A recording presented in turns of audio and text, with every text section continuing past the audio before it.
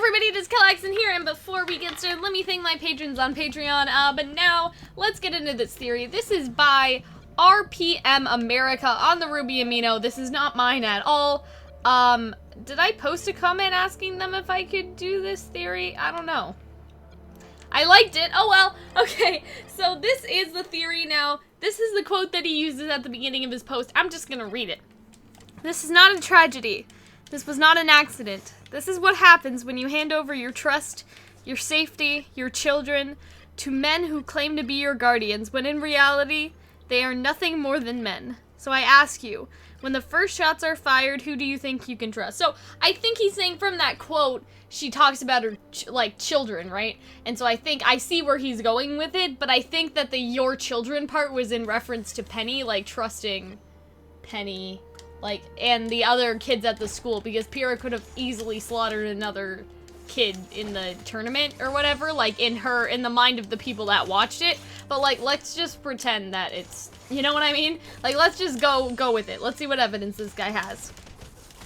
This famous and sinister quote, made directly from Cinderfall in Volume 3, during the scene of dialogue, not only showed off Cinder's brilliance of creating panic and bringing the Grimm to Beacon, it also had me thinking on a theory that I've wanted to create for a long time. Did Cinder have a child? If so, was her child training to be a huntsman or huntress? What's going on, Amino? This is RPM America with a Cinder-based theory. Yeah, so to get this crackpot theory started, oh, this is a crackpot theory? This made a lot of sense to me in my head.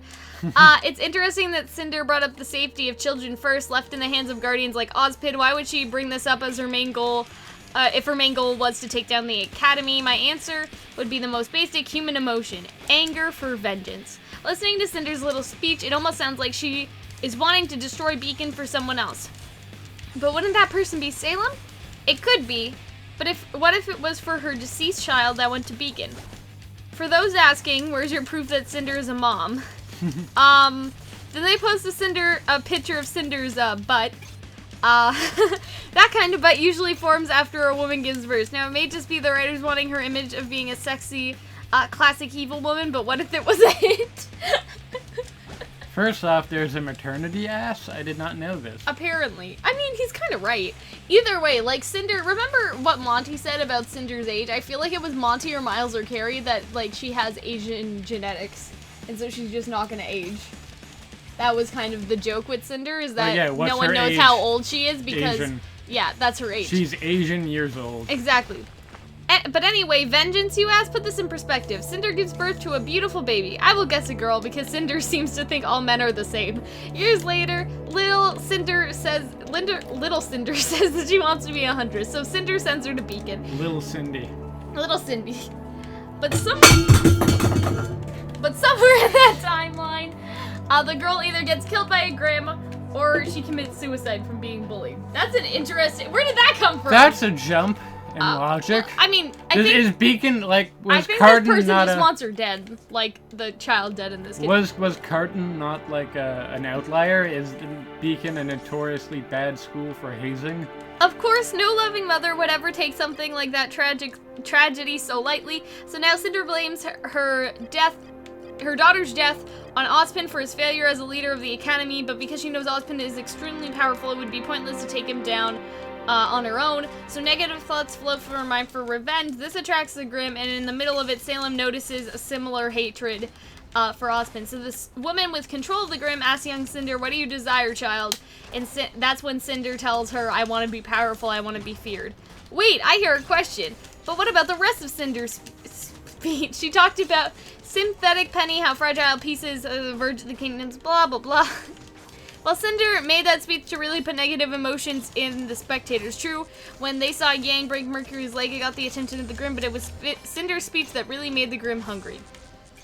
So what about Cinder's age? Wouldn't she be in her upper 40s if she had a teenage kid? Well, look at Tai Yang and Raven. Their children are both teenagers, and as parents, they look pretty young, especially Tai. It could be the same thing for Cinder, especially if Cinder's child died young, because remember they have teenagers, right? And so if Cinder's child died at, Signal, Ruby's only 15, and so 15 plus 20, that's still 35. Maybe then you got 15 plus 15, that's 25, you know what I'm saying? That could also be part of why Cinder has a fixation with Ruby, because maybe her child was also young going into Beacon. Then Cinder, he shows another picture. She almost looks ashamed. That would make sense. She killed the man who she blamed for her child's death, but what did that really change? It didn't bring her little girl back. True. Now she has the power and is extremely feared, but if my theory is right, she only wanted to avenge, she only wanted that power to avenge her daughter. She could be asking herself, was it all worth it? I know this sounds extremely far-fetched, but it's something I thought about ever since I watched Volume 3. So, he says it's a crackpot theory. I actually like this one. You know, because Cinder, what we've seen right now, is kind of someone who just wants to be evil so far. You know what I mean? Like, she just kind of wants Don't we all? to cause the world pain. You know what I'm saying? And so if she had a reason... I didn't realize there was 2 routes to get. Yeah, if she had a reason for being how she is, and it was somehow linked to, again, like having a child or something like that, that's something that I think we can all sympathize with greatly. And not that Cinder isn't sympathetic, like, I mean, I guess she's not, you know, like, we like her. I think that Cinder's a very likable character, but I don't think she wins our sympathy, necessarily, unless you really hate Ozpin, which some people do. But if they want to play Cinder as someone who ends up having... Are you gonna go get the chess piece that's in the... Okay, never mind. If they want to play Cinder as someone who has some sort of redemption arc in the future, then that could be something to make her actions more understandable and human and things. Like, make things harder for the audience to try to say what is right and wrong, because how do you explain that? And then Ozpin also says that he's made more mistakes than every man, woman, and child, right? And so he could have easily caused someone else to die, right? I'm not opposed to the idea, no. Yeah, I actually like this. I think evidence-wise, like, it definitely has some points. Like, Cinder's butt, though, I'm not... I don't know about that. That's a Hips little don't bit of lie. I mean, I guess he's kind of right, though, right? Like, when you give birth, your weight distribution's a bit different, right? I don't know enough about Neither do female I. biology. Hunter, why don't you use your special... Anyway. Yeah, neither do I. Like, I don't know. But, like, her age, like, I always thought Cinder was, like, early 20s. Like, late 30s. Really? For me. Late 30s? Like, not late 30s, like, 35 was my guess. Like, I thought she was done Beacon, at least, right? I thought she was at least, like, 29, maybe. 20? God. I mean, like, just, you know, like, she seems older. She's more mature, you know what I'm saying? And even now, with her eye gone, she looks a lot older. Yeah, that's what happens when you receive grievous bodily harm, but yeah. I digress. But, like, look at how young and happy Tai Yang looks in his existence, you know what I mean? And then look at Cinder. Like, they don't look like they're that much apart.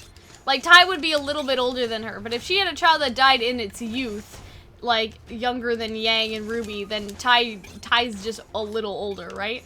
I don't know. I like it. I think evidence-wise we need more information, but, you know, I give this one a pass. I like it.